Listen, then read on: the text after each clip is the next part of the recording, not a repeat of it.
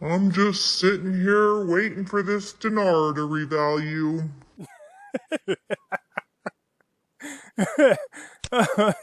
So, Susan's dog there is just sitting around like the rest of us, waiting for the dinar to revalue. Once again, I want to start this video off by saying, look, I want to invite everybody that's interested in doing so to join our Facebook group. It's the same name as this YouTube channel, which is Pimpy's Investment Chat. In here, you have so many people sharing so much information, whether it's information on the dinar, the Vietnam dong, okay, because I've been saying it wrong. Okay, silver, gold articles are in here. You'll get news, with the latest and the greatest on what's happening in Iraq and Vietnam as well. Plus, there's other things in here that are very useful, other investment opportunities. They talk about stocks, they talk about cryptocurrencies. So, this is the reason why it's called Investment Chat is because again, it's more than just the dinar or the Vietnam dong we talk about here. So I encourage everybody to come here. It's free. Most of the information that you people are paying for in Patreon groups can be seen in here for free. So I encourage you to join our little group. All right, and just feel free to ask questions. There's a lot of knowledgeable people in here. There's a lot of information that they like to share. Okay, so I'll put this link in the description. Just click it and feel free to join. Okay. Also, I was asked this question. It's been asked to me. It's been asked a couple times. Okay, and people are often wonder about my nickname, Pimpy. Where did that come from? Just so you know, I think I said it before, but I'll let you know. A while back, I used to do a lot of club hopping. I used to do a lot of party crashing in Hollywood. There's people seen. If you go to my actual profile, you can go in there and see me hanging out with pictures of celebrities and stuff. But what had happened was I was at a club, and during this time, for some reason, when I was in the clubs, I kept hearing people try to use the word pimp. And they kept saying, oh, that looks pimp. Or, pimpish. And I thought to myself, God, that sounds so stupid. To me, if something was cool, I would just say, when some girl would say, what do you think of this outfit? I go, it looks hella pimpy. You know what I mean? Or what do you think of this drink? It's really pimpy. I like it. Especially when it comes to Patron. Patron to me was very pimpy. So I use the word pimpy to describe something positive. You know what I mean? Like I like it. Something is hella pimpy. It means it's really good. For some reason, pimpy sounded more natural than pimp or pimpish. And what happened is I used the word so much that it actually became my nickname. Pimpy. So that's one of the reasons. The other reason was for some reason the people around the club, because I had a lot of girls that used to come with me in the club, had this impression that I was an actual pimp. Okay. I was not a pimp. All right. My nickname was just Pimpy because I used the word a lot. So that's where the name Pimpy comes from. Again, I encourage you to come to our channel and or come to our group and just join. It's free. Okay. So also, a lot of people have been asking about CDARS accounts again, okay? So there's also something else in addition to CDARS, is ICS, okay? So I'm going to leave the link for this as well. For those of you who don't know what CDARS is, we spoke, one of my videos I talked about a banking crash that happened in Cyprus, in which they took the money out of everybody's account. Everybody's account, the money was taken out of your banking account, your retirement account, your 401k account. Everything was drained out of the account. It was appropriated by the government, who said it was for the betterment of the government. So they took your money. Now, they, just like us, we have the FDIC here in America. I don't know if it's the same FDIC over there in Cyprus, but people were insured up to a certain dollar amount. So every dollar above that amount was taken, and the people were given back over time. The insured amount is what they were given. But to add injury to insult, they added a 6% tax on top of that. Now, what CDARS does is really slick. Let's say you have $1 million, you stick it into one account, and the same thing happens here in America that happened in Cyprus. They take all your money. You're not going to get that $1 million back, but they will give you, and here in America, we have a $250,000 FDIC insured amount. So you will get at least back $250,000. But if you're like me, it's a huge difference between $250,000 and $1 million, all right? So what CDARS does, will take your $1 million and spread it out over 5 accounts. So to put about $200,000 in each one of the accounts, which is just below the FDIC insured amount. So if the shit hits the fan, like Cyprus, and they take all the money out of the accounts, you don't lose your $1 million because it's spread out over 5 banks, which is in turn protected and insured. So you get your money back with maybe a tax on it. Okay, I still don't trust the banks, but anyways, that's how this works. Also, there is another thing called the ICS. So you come here, I'm gonna leave the link, click it, and it'll teach you more about it. Okay, the ICS allows you to earn returns on your deposit amounts. All right, so this is something very interesting. So people are insisting on keeping their money in the bank. 2008, we had a bank crash. We had a bailout program. In Cyprus, they had what's called a bail-in program. That's basically just took your money. All right. Lots of people lost millions of dollars there. Okay. So, but they did get their money back. That was insured, and I think over there it's only about 180,000 or 160,000, unlike the United States, which sits at 250,000. Okay. So I did play a video about this before in the past, but people keep asking me about it, so I'm going to leave the link again on this next video for everybody. I encourage you to go check it out. Okay. So earlier today, as usual, what happens is if I'm just trying to get caught up on news real quick and I don't have time to read a lot of articles, I will skim through people's videos just to see what's being said. One of the people I like to go and see his videos a lot is the Dinarian. Okay, the Dinarian, again, I said this many times, happens to come across articles that are not normally in the Dinar sphere. You know, he finds interesting articles, and one of them I picked up on was a quick blurb about this particular paper that was written up. And here's where we're going to find something interesting. I'm going to do something here super quick. Let me see where it's at. I am going to pull something up because I want to do a little comparison.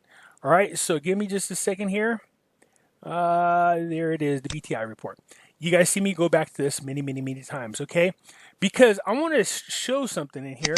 Now, there's people who will email me or text me or message me, and we will have cool little debates. It's not fights or anything. We just have disagreements on what we think. Okay, there's nothing wrong with that. Healthy debate is good.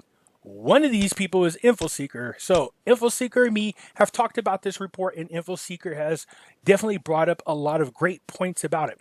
So in 2016, when this report came out, it was using ratios to describe the values of the IQD, is what it did. It would say, like, for $1, you got $1,190 or 90 dinars for $1. So something happened. Because in 2018, as you can read this report, it first talks about in January 2012, the CBI raised the exchange rate of the Iraqi dinar to $1.19. Okay? There's no comma here. It says $1.19. The InfoSeeker was making an argument that really it's either some type of typo or it's not really $1.19 because if you look at the increases in the rates were done in very, very small nominal amounts, like 1%, 2%, 3%. So he really believed this is actually the dinar is 1,190, which makes sense, not $1.19.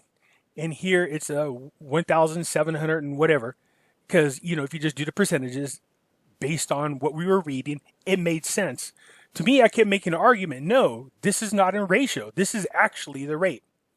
The BTI report, the people that put out the BTI report don't make these types of mistakes.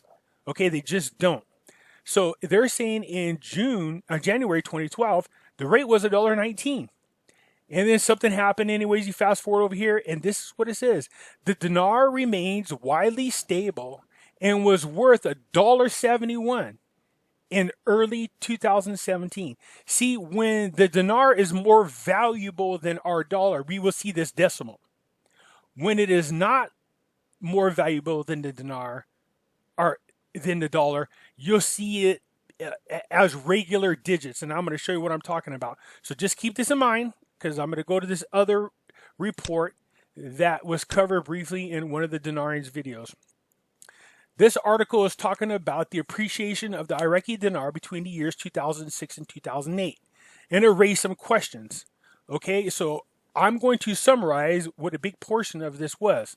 And that is, this article is talking about how Dr. Shabibi, let's just say Iraqi general in 2005, decided to go and sign up for the standby agreement with the IMF. Okay, Dr. Shabibi was against this. He did not.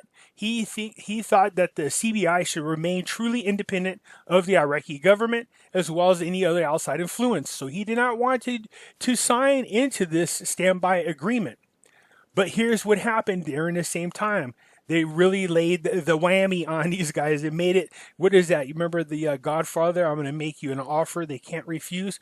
So what the IMF did is they also signed Iraq into what's called the Paris Agreement. And basically what it was is a debt forgiveness program, all right? And they wiped away a lot of the debt with the agreement that the monetary policy in Iraq would be set by the IMF. Now, I've made this statement many times in my videos, and people have argued that the rate and the monetary policies are not controlled by the IMF. Yes, actually it is. As a matter of fact, they're very strict about it. In this article, it talks about it, all right? So I'm going to leave the link to this so you could go in there and see what I'm talking about. Anyways, Dr. Shabibi's concerned about the monetary policies that were set up by the IMF were great at curbing down the inflation rate. And as a matter of fact, it's around about 1.5% right now.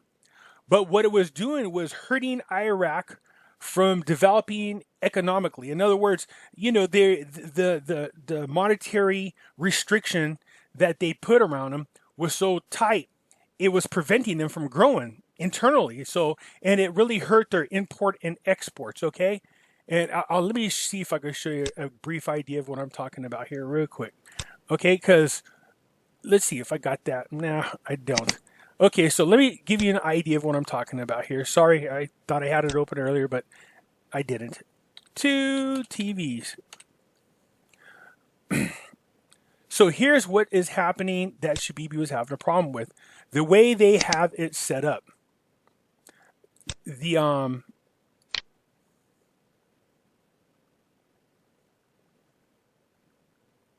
just going to copy this crap over here. Sorry for the delay. So anyways, yeah, God don't like ugly. That's why he fell over. Sorry, my neighbor just fell over. I thought it was funny. Okay, so I'm going to use this TV. I didn't have to do this, but I want to make sure you guys can see the picture. So let's go ahead and take a look at this TV right here, okay? Well, then where the hell did that go from? Okay, so look at this TV. I want to make this example of what Dr. Shabibi was concerned about, all right? So there's 2 TVs, okay? So this TV over here on the right-hand side, here's what happens. This TV is made in Iraq. So if the exchange rate goes up, and you take in consideration the cost of supplies, materials, man hours, everything it takes to make this TV, the TV in country sells for $600. The same TV over here, well, it's just the same TV, type of TV with a different brand name. This one comes from China. Since China manipulates their currency, they make the labor and cost and everything else very inexpensive. So when they create a TV that's similar to this one, they sell it for $200. Why? Because they can afford to through currency manipulation. So what was happening is if the rate's too high in Iraq, the cost to export is way more expensive. As a matter of fact, it's the people in Iraq will also start relying more on imports than buying their own goods. This hurts their economy. We don't want that to happen. So that's what Dr. Shabibi was having a problem with. You know, the policies that were being set by the IMF were actually hurting, in his opinion, what was going on. As a matter of fact, was walking out of this meeting, and Maliki talked him into going back into the meeting and helping him agree to sign into the Paris Agreement, as well as get these standby agreement loans. Okay, so bad situation. Anyways, here's why I brought up the BTI report and the rate. And InfoSeeker, take a peek at this. I'm going to leave a link for you to check it out. Check it out and tell me what you think. Okay, so here they're talking about the increase of the appreciation of the dinar. Now, before, when InfoSeeker and me were going back and forth on that BTI report, we were talking about rate increases of around 1%, 1.5%, 3%. This article doesn't talk about that type of appreciation. As a matter of fact, you can see right here, you can see Alawi in 2007 was talking about the appreciation of the IQD. The appreciation of the IQD by 20%. Okay, so I'm going to show you why that's a big deal. Okay, so you can buy 1,190 Iraqi dinars for $1, right? Now keep in mind, when the dinar is less valuable than a dollar, you'll see this type of stuff. If there's more than 3 digits, you'll see the commas in there. That's what we were seeing on the ratios in the 2016 BTI report. But it changed. It changed in the 2018 to an actual rate, and this might be why. So follow me here. Now keep in mind, if the value increases of the Iraqi dinar, that means this number should go lower. That we want that, okay? So let's just take in consideration. So minus 20%. They're saying 2007. I don't know what the real rate is. I'm just using this because it's a common number we know about. So we're going to minus 20% because it depreciated by 20%, okay? What does that give us? That means for $1 US, you can only buy 952 Iraqi dinars. See the difference? When you could buy more dinar with your dollar, then that means the dinar is weaker. But if the dinar gets stronger, that means you should be able to buy less dinar with your dollar. That's what we want. We want that number to shrink. We want it to shrink, in fact, until it does something like this. Starts getting to these decimals, okay? We want them to shrink. So here in 2012, they were saying the Iraqi dinar was worth $1.19. I think I'm right on that one, Info Seeker, $1.19. Then it says the dinar, and this is in 2017, the dinar remained widely stable and was worth $1.71. This isn't a typo. This is a BTI report, and the people that put this together do not make these types of mistakes. So it was worth $1.71 as of 2017, okay? So here's the issue. So for all the investigating that I've been doing and stuff, it got past the point of, what were we looking for? We were looking for hints, anything to tell us when and how much. So I'm beyond whether or not, if this is going to happen. It's going to happen. There's no doubt about it.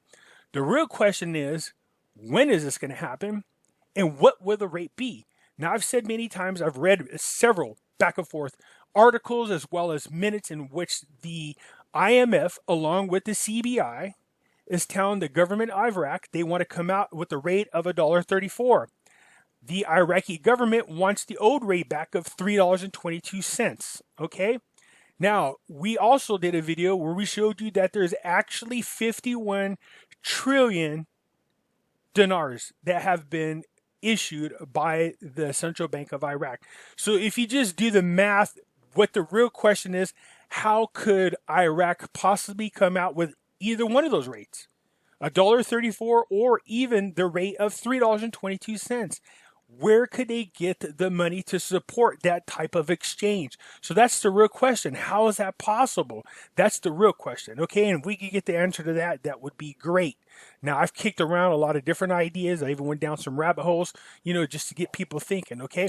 Anyways, as you go on here, Shabibi is explaining that at one time he did fall victim to the pressure from the government of Iraq and increase the IQD by a large amount, 20%, okay? I'm going to leave the link to this article so everybody could read this on your own. Here it is talking about the Paris Agreement, the debt that they had, how it dropped as long as they agreed to get it, the standby agreements, and as well as allow the IMF to control things, okay? They seen reductions in the debt that they were owed, but they had to do it within a certain time or else it was no good. So they did it, all right? So the IMF is the one that decides the monetary policies for Iraq. This is the problem that Shabibi had because the policies were not benefiting the Iraqi economy because the way the policies were being implemented were only great at keeping inflation down and were benefiting people who were importing into Iraq. So if there are some nefarious groups out there who think it's better to keep the exchange rate where it is and keep the monetary policies that are focused on inflation, then you can make a lot of money if you're bribing those officials in the IMF and helping them manipulate the situation that Iraq is in. Is that possible? Yeah, it's possible. We know that. It's not like the governments around the world are that honest, all right? Anyways, the point I want to make about this article that caught my attention is on several occasions, it talks about between the years 2005 and 2008. Okay, look at this one here. This provides the rationale for appreciating the IQD by 31.9% over 3 years. 31, that's 1/3 of the value increase, all right? So InfoSeeker, take a look at this and let me know what you think, because if you go down here, you can see here, when the dinar is lower than the dollar in value, you see this type of stuff. Not the $1.17. You see 1,182. Then when it appreciated, or it was here, sorry, 1,560. When it appreciated, which means the value increased, this number gets lower. That's what we want. We want it to keep doing this until we see a decimal. When we see a decimal, that means the dinar is now more valuable than the dollar. So I'm going to leave this article because it goes on to explain, and I've said about this many times, there's two rates they're keeping track of. One is known as the nominal rate and the other one known as the real rate. Anytime those two rates start to widen the gap in value, then their strict monetary policies are put into place to shrink that gap.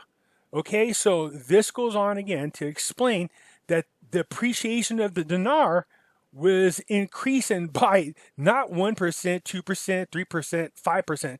No, 20%, 31%, 39%. So the rest of us are going, okay, so if that's that case, then where the hell's the rate now? How come it isn't out for the rest of us? They're obviously monitoring the rate. They obviously are keeping dual rates. But how does that benefit the people of Iraq? How does that benefit anybody that's invested into the Iraqi dinar? All right. So I'll go ahead and leave this here. Again, look at this. I'm going to read this to you. The above account clearly shows that the CBI had yielded to political pressures leading to the appreciation of the IQD during the 2006-2008 years. Depreciation of the IQD by nearly 32% and the increase of the interest rate by 20% over those years. In other words, that really drastically changed the value of the dinar. Okay? So once I saw this little snippet on the Dinarians video, I had to look up this entire article, and then I started reading it. So I'm going to leave it. Let me know what you think. InfoSeeker, take a peek at this, because this now makes more sense about this rate on the BTI report. This not being 1,190. This is a mistake. No, this is the actual rate. So in 2012, they did it at $1.19. In 2017, the BTI report is stating that the value of the IQD is at $1.71. Okay, how they're doing it, that's a different story. I don't know. But even on this report here, it talks about the increase in appreciation being, 17, 20, 30%, 32%. So, if that's the case, then what is the holdup here? We know there's no longer any sanctions on the IQD. What are we waiting for? What is going on here? Why hasn't the rate changed? What I'm thinking is, a little more stability needs to be done in Iraq. We need that. All right, we need outside investors to come in and start stimulating their economy, start providing jobs. If people are working, like I said before, then those people pay taxes. It just strengthens the dinars. Rebuilding their infrastructure, creating rebooting their agriculture, because their agriculture was really big at one time, so that they're not just relying on gas. All these types of moves only strengthens the dinar. But this is talking about the appreciation of the dinar. But none of us ever seen this appreciation. So who's keeping track of this appreciation? How do they come up with these amounts? All right, they're talked about in here. Okay, so look at this right here. Currently, the CBI Board of Directors noted that targeting inflation may be consistent with interventions in the exchange market. Oh, what? I'll tell you this, because I read most of this already.